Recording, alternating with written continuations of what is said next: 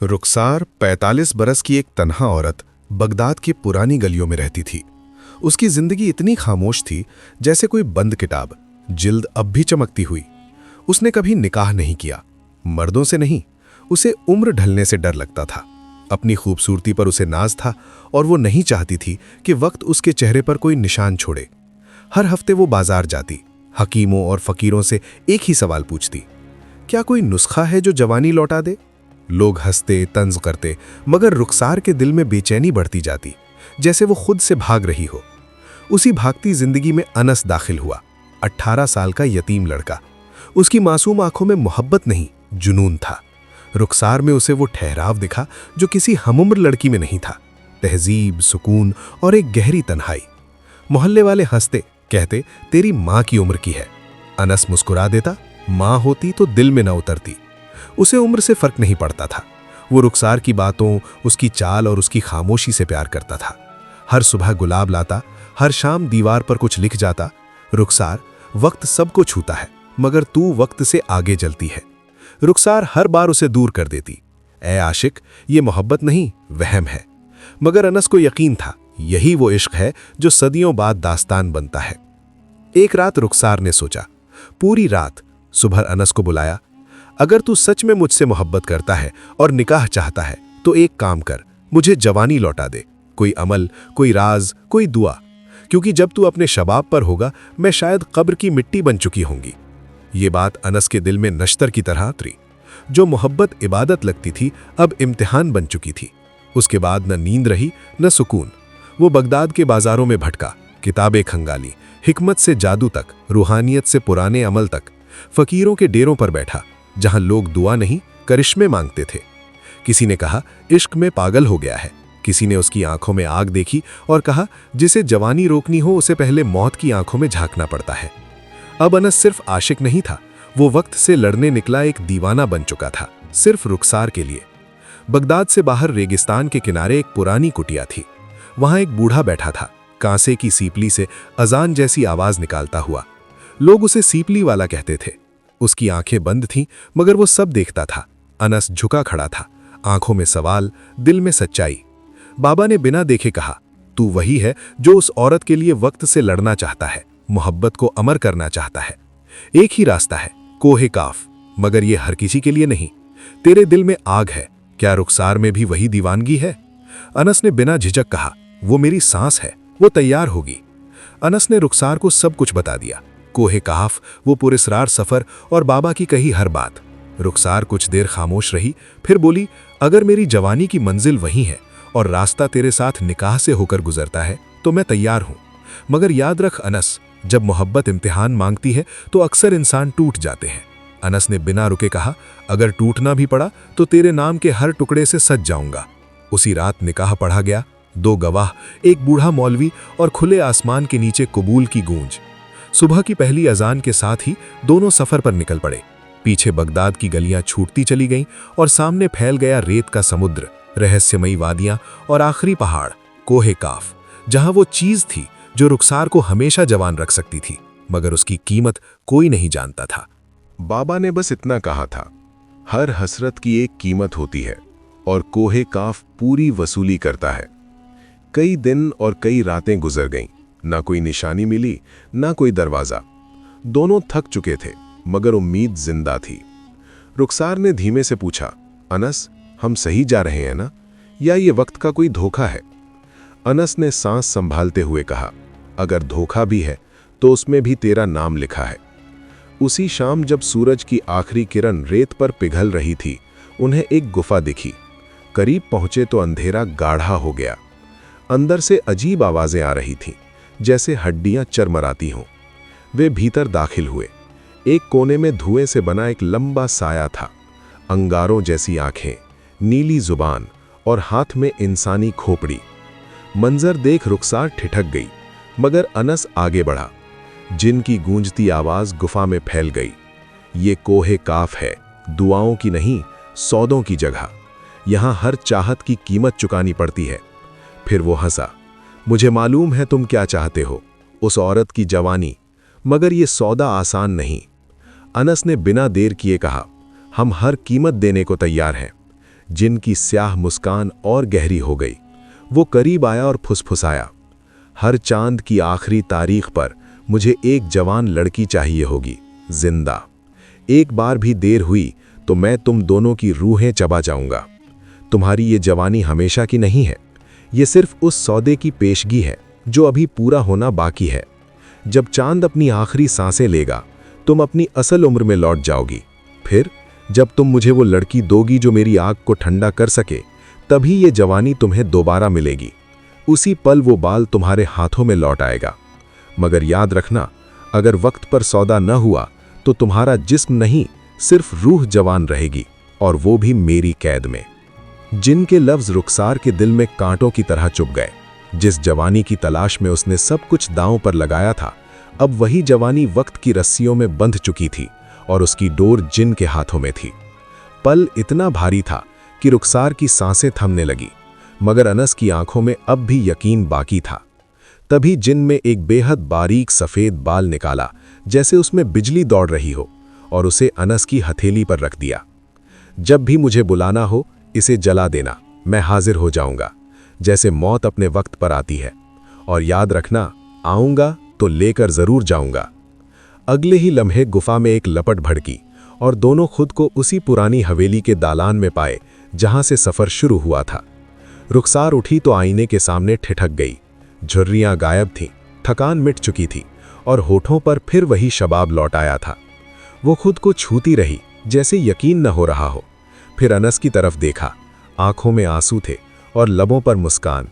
अनस, तुमने मेरा वादा पूरा कर दिया, उसने कांपती आवाज में कहा। मगर अनस खामोश रहा। उसकी नजरें जमीन पर थीं और दिल में तूफान मचा था। रुखसार, शायद हमने बहुत बड़ी भूल कर दी है। रुखसार चौंक गई। भूल? कैसी भूल? अनस ने उस जगह को छुआ जहां बाल रखा गया था। अब वहां सिर्फ जलन और डर बचा था। चांद की आखिरी तारीख तक 3 दिन है और जिन की शर्त अब भी जिंदा है। हर महीने एक जवान लड़की चाहिए होगी, जिंदा, वरना वो मेरी रूहें चबा जाएगा। दालान में सन्नाटा उतर आया। दीवारें जैसे सांस लेना भूल गईं। रुखसार की खुशी साए में बदलने लगी। उसने फिर आईने में खुद को देखा। वो जवान थी, मगर उस जवानी की कीमत क्या थी? उसने बाल सहलाते हुए कहा, हमने मोहब्बत को अमर करना चाहा था अनस, मगर शायद हम उस हद तक पहुंच गए हैं जहां इश्क सजा बन जाता है। उसी पल बाहर एक बिल्ली की चीख गूंजी, जैसे रात ने कोई राज सुन लिया हो। अगली सुबह आईने ने फिर वही झुर्रियां और थकी आंखें लौटा दी। रुखसार हड़बड़ा गई। ये ख्वाब नहीं था, ये हकीकत थी। मैंने अपनी रूह गिरवी रख दी, फिर भी मैं वहीं की वहीं रह गई। तभी दरवाजे पर खड़ा अनस बोला, बस करो रुखसार, ये मोहब्बत कोई सौदा नहीं थी। अब भी वक्त है, चलो यहाँ से दूर चलते हैं, वहाँ जहाँ न कोई हमें जानता हो, न हमारा साया। एक नई जिंदगी शुरू करते हैं, रूहें बचाने के लिए नहीं, बल्कि उन्हें फिर से जिंदा करने के लिए। अनस और रुखसार एक दूर दराज गांव पहुंचे, वीरान, जहां जिंदगी धीरे चलती थी और इंसान गिनती के। गांव के किनारे एक टूटी झोपड़ी के बाहर बुजुर्ग औरत मिली, आंखों में थकान, सांसों में बीमारी।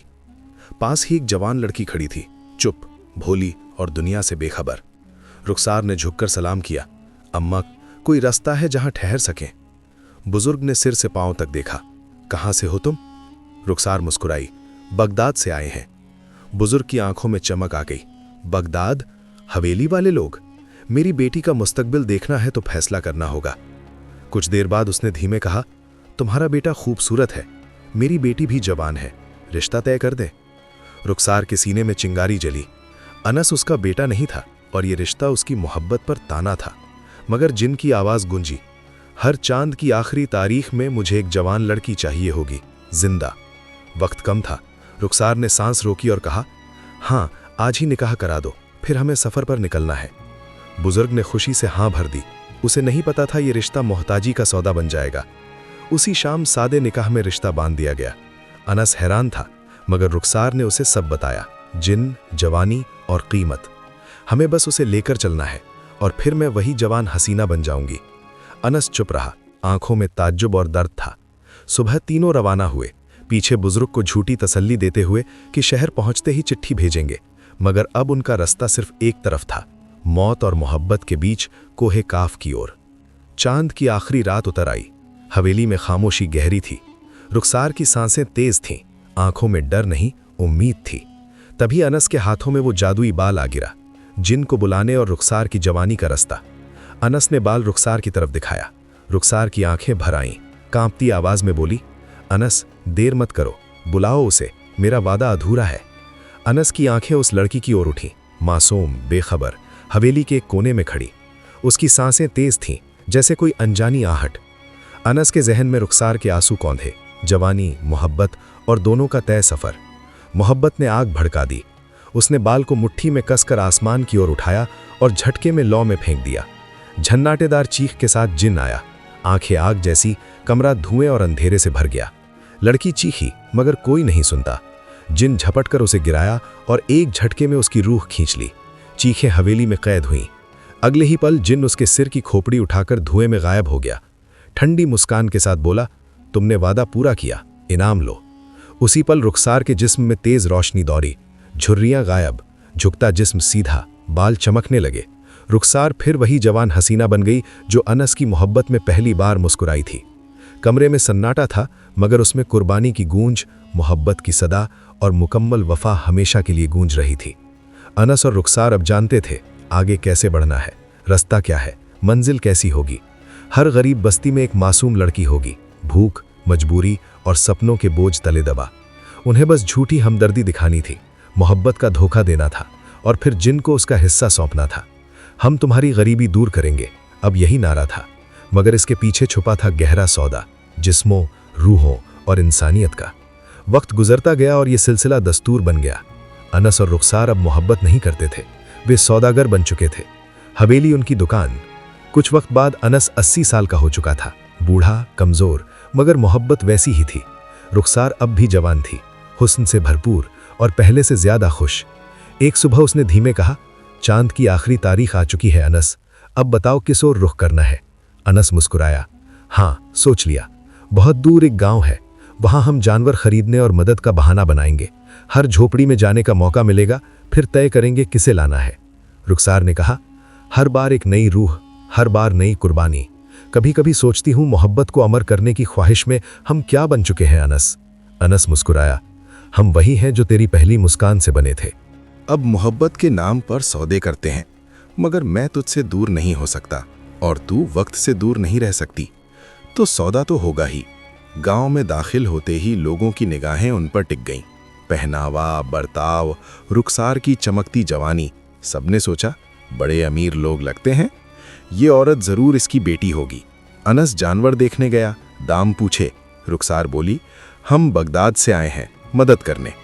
लोगों की आंखों में उम्मीद जागी। रुखसार झोपड़ी में दाखिल हुई। बूढ़ी औरत कमजोर थी, मगर आंखें तेज। पास ही जवान लड़की थी, बेहद खूबसूरत और मासूम। रुखसार ने सिक्के दिए, फिर बोली, मेरे वालिद हैं, लोग इज्जत देते हैं, चाहती हूं आपकी बेटी की शादी उनसे करा दूं, आराम से रहेगी, कोई दुख नहीं होगा। बुढ़िया चौंकी, गुस्से में बोली, उसके साथ आया हुआ उम्र मेरे मरहूम शौहर से भी ज्यादा लगती है। मेरी बेटी जवान है, कैसे हो सकता है ये सब। रुखसार मुस्कुराई, उम्र से फर्क क्या पड़ता है जब नीयत पाक हो। मेरी माँ के वफात के बाद मेरे वालिद ने किसी औरत की तरफ आंख नहीं उठाई। आपकी बेटी को रानी बनाकर रखेंगे। बुढ़िया चुप हो गई। रुखसार ने लड़की के सिर पर हाथ फेरा, झोपड़ी की टूटी छत, सूनी दीवारें और बुझा चूल्हा देखा, फिर कहा, हम लोगों की मदद करते हैं, नाम नहीं चाहते, सिर्फ दुआ। आपकी बेटी को ले जा रहे हैं, मगर उसका नसीब जरूर बदल दूंगी। बुढ़िया कुछ पल सोचती रही, फिर रुखसार की आंखों में झांका। ईमानदारी, मोहब्बत और भरोसा साफ दिखा। उसने लंबी सांस ली और कहा, ठीक है, अगर मेरी बेटी का भला हो सकता है तो ले जाओ, अल्लाह तुम्हें सलामत रखे। लड़की का नाम नूर था। उसकी आंखों में मोहब्बत अभी भी बाकी थी। जब रुखसार में रिश्ता रखा, नूर ने तुरंत इनकार कर दिया। बोली, मैं तैमूर से मोहब्बत करती हूँ, वही मेरा निकाह करेगा। रुखसार ने न मुस्कुराहट दिखाई न नरमी। चुपचाप एक रेशमी थैली खोली, उसमें सोने के सिक्के, महंगे कपड़े और चमचमाता हार। देखो नूर, तुम्हारी माँ बीमार है और बाप खेतों में मजदूरी करता है, ये सब अब बदल सकता है। छोटी बहनें सुरक्षित रहेंगी। एक कदम से पूरे घर की तकदीर बदल सकती है। नूर की आंखों में आंसू थे। तैमूर की सूरत उभरी, मगर माँ की खांसी, बहनों के फटे कपड़े और अब्बा की थकी कमर भी याद आई। वो देर तक चुप रही, फिर बोली, अगर मेरी मोहब्बत से घर संभल सकता है तो मैं तैयार हूँ। रुखसार ने गांव की बुढ़िया को और पैसे दिए और एक मौलवी बुलवाया झूठा निकाह करने। सब कुछ रुखसार की मर्जी से हुआ। नूर महसूस कर रही थी कि उसकी रूह अलग हो रही है, मगर कुछ न कहा। सब आंसू पी गई। झूठा निकाह, झूठा काजी, झूठा रिश्तेदार और फिर हवेली का रास्ता। नूर थकी चुप्पी के साथ चली। हवेली पहुंचे। चांद की आखिरी तारीख में सिर्फ एक दिन बाकी था। दीवारों पर सन्नाटा था, रुखसार की आंखों में अधूरी हवस की चमक। नूर खिड़की से चांद देखती रही, जैसे आखिरी बार किसी अपने को देख रही हो। उसी रात तैमूर को अजीब सा ख्वाब आया। नूर एक अजनबी हवेली में थी, डरी हुई, किसी साए से घिरी हुई। किसी की आवाज गूंज रही थी, इसकी रूह अब मेरी है। तैमूर डर के मारे उठ बैठा, पसीने में भीगा। दिल कह रहा था नूर खतरे में है। सुबह तैमूर गांव लौट आया, सांस फूली हुई, भागता हुआ। घर पहुंचकर उसने पाया कि सब सूना था। चीख कर पूछता है, कहाँ है नूर, क्या हुआ, कहाँ गई वो? माँ रोते हुए सब बता देती है। बड़े लोग आए थे, निकाह करवा दिया, अब वो बगदाद चले गए हैं। तैमूर की रगों में आग दौड़ गई। वो चीखा, तुमने उसे कैसे सौंपा? क्या जानती हो किसके पास भेजा उसे? माँ सिर्फ आंसू बहाती रही। याद आया ख्वाब की झलक, हवेली, पुराना कब्रिस्तान, जहां कुछ महीने पहले उसने मजदूरी की थी। अब धुंध साफ हुई। तैमूर झटके में उठा। सोचने का वक्त नहीं था। सीधे कब्रिस्तान की तरफ दौड़ा, हवेली ढूंढने, नूर बचाने और शायद अपनी मोहब्बत को मौत से पहले छुड़ाने। रात हो चुकी थी। हवेली अंधेरे में डूबी थी, मगर दरवाजे पर तैमूर खड़ा था, सांसें तेज, आंखों में बेचैनी। भीतर रुखसार अब असल रूप में थी, झूठी मुस्कान, आंखों में वहशी चमक। रुखसार नूर के पास आई और नरमी से बोली, चलो, अनस तुम्हें बुला रहा है। नूर कुछ समझ नहीं पाई, मगर डर के साए में चल पड़ी। चलते हुए उसने बूढ़ी औरत से पूछा, अम्मा, आप कौन हैं? रुखसार कहाँ गई? बूढ़ी हंसी, चलो सब बताती हूँ। नूर उस कमरे में पहुंची जहां अनस खड़ा था, रुखसार का हाथ थामे। आओ मेरी जान। नूर ठिठक गई, ये सब क्या है? अनस और रुखसार हंसने लगे। हम दोनों मियाँ बीवी हैं, तुम्हारा निकाह बस तमाशा था। नूर के पैरों तले जमीन खिसक गई। क्यों? नूर ने कांपते हुए पूछा। अनस धीरे से बोला, क्योंकि हमें तुम्हारी रूह चाहिए, जवां रहने के लिए। नूर पीछे हटने लगी। तभी अनस के हाथ में वो बाल आया, काले धागे से लिपटा। उसने रुखसार की तरफ देखा। अब वक्त नहीं है। बाल आग में डाला, घना धुआं उठा और जिन हाजिर हो गया। नूर चीखी, मगर जिन उसे छू नहीं पाया। अनस और रुखसार हैरान रह गए। ऐसा कैसे हो सकता है? नूर के गले में तावीज चमक रहा था। जिन गुर्राया, मेरे साथ किया गया सौदा अधूरा है। अगले ही पल उसने रुखसार को झपट लिया, उसकी रूह खींच ली और खोपड़ी ले गया। अनस चीखा, नहीं रुखसार, मगर बहुत देर हो चुकी थी। अनस कांपते हुए नूर की ओर मुड़ा। तुम्हें उसने छुआ क्यों नहीं? नूर कांपती आवाज में बोली, ये तावीज जो तैमूर ने दिया, अल्लाह का कलाम है, हर बुराई से हिफाजत करता है। अनस हंसा, तावीज बचा सकता है पर मुझसे कोई नहीं बचा सकता। उसका चेहरा तमतमा उठा, तलवार निकाली और नूर पर झपट पड़ा। तभी दरवाजा टूट गया। तैमूर अंदर घुस आया। उसने अनस को पकड़ा, तलवार छीनी और एक ही वार में सिर धड़ से अलग कर दिया। नूर जोर से रो पड़ी। तैमूर ने उसे गले लगाया। कांपते हुए लबों से नूर बोली, मुझे लगा मैं कभी नहीं बच पाऊंगी। तैमूर उसकी हथेली थामते हुए कहा, जिस मोहब्बत में अल्लाह का जिक्र हो, वहां शैतान भी सर झुका देता है। मोहब्बत जब नीयत से हो और अल्लाह की पनाह में हो, तो हर साजिश, हर बुराई और हर जिन भी हार जाता है। उम्मीद है कि आपको आज की ये दास्तान पसंद आई होगी। वीडियो को लाइक करें, कमेंट्स में अपनी राय जरूर दें और हमारे चैनल दास्तान-ए-क़ल्ब को सब्सक्राइब करें। शुक्रिया।